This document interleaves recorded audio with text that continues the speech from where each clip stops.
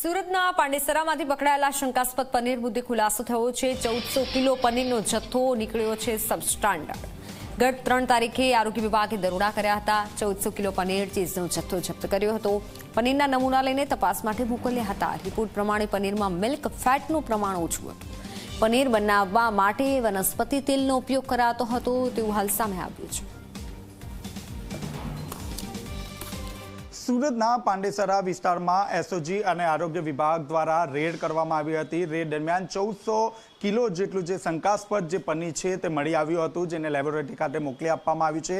આ જે રિપોર્ટ છે તે રિપોર્ટ આવી ગયો છે અને ખાસ કરીને આ જે પનીર છે તે પનીરમાં સૌથી વધુ જે ફેટનું પ્રમાણ છે તે વધુ હોવાનું સામે આવ્યું છે। આપણી સાથે આરોગ્ય વિભાગના અધિકારી જોડાયા છે।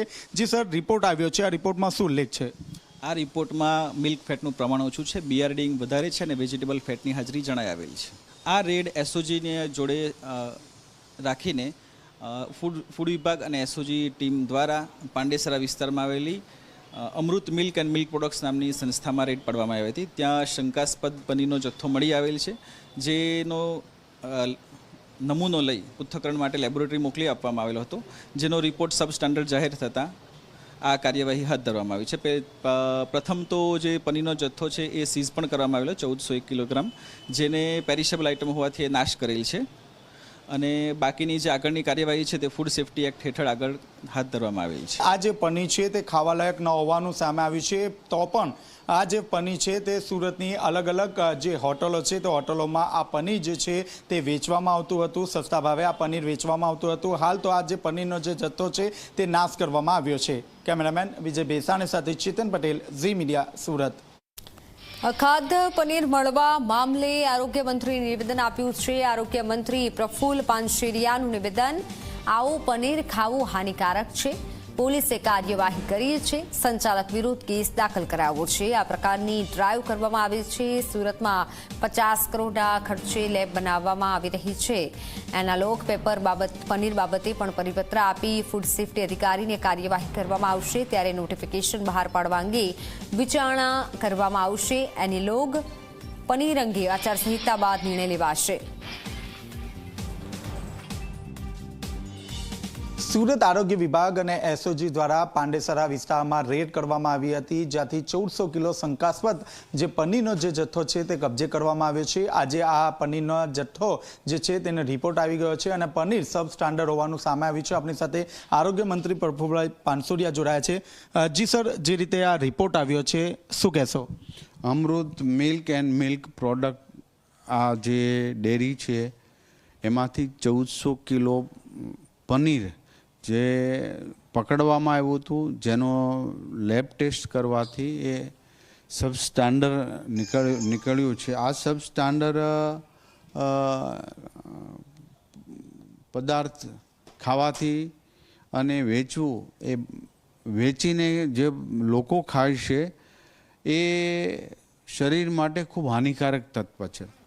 તો આવા તત્વોને પોલીસ દ્વારા પણ પકડવામાં આવે છે। એસએમસીની જે નિયુક્ત કરેલા હેલ્થ વિભાગના અધિકારીઓ દ્વારા આવું પકડવામાં આવે છે અને એના ટેસ્ટ કરવામાં આવે છે।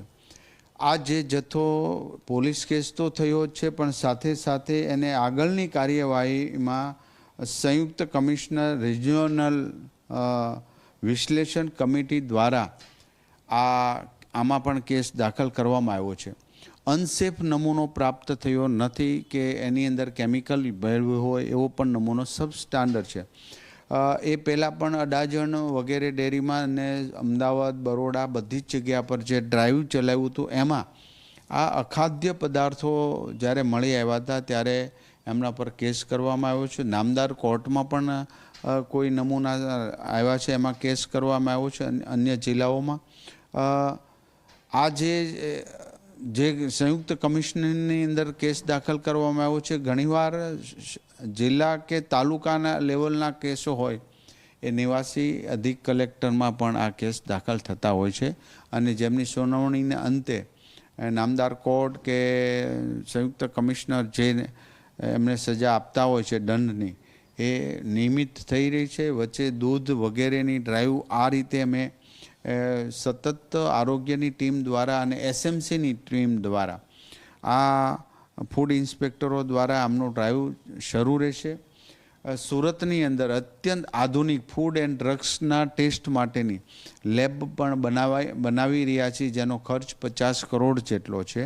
આ જ રીતે વડોદરામાં લેબ, ભારતની સારામાં સારી લેબ વડોદરાની અંદર છે. અમદાવાદ અને ગાંધીનગર વચ્ચે પણ એક ફૂડ એન્ડ ડ્રગ્સની લેબોરેટરી બનવા માટેની આ વખતે સરકારે મંજૂરી આપી છે.